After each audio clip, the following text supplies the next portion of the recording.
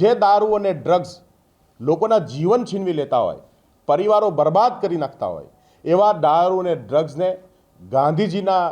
જે માર્ગ ઉપર આપણે સૌ ગુજરાતમાં આપણું દારૂબંધી છે એમની પાછળ સૌથી મોટી જો કોઈ વિચાર હોય તો એ ગાંધીજીનો છે. હું એ કહેવા માંગુ છું કે ગાંધીજીનો વિચાર તો છે જ,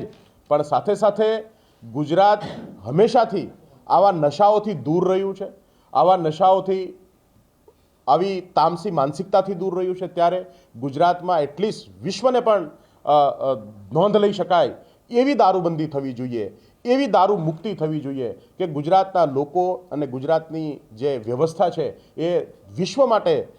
એક પરિણામરૂપ બને, એક સીમાચિહ્ન બને કે દારૂ બંધ હોવા છતાં પણ સારી રીતે લોકો જીવી શકે, સારી રીતે વેપાર કરી શકે, સારી આવક થઈ શકે અને ખુશીથી જીવી શકાય. તો હું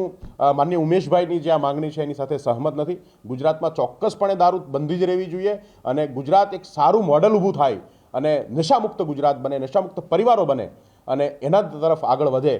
એના માટે અમે કટિબદ્ધ છીએ, આમ આદમી પાર્ટી કટિબદ્ધ છે.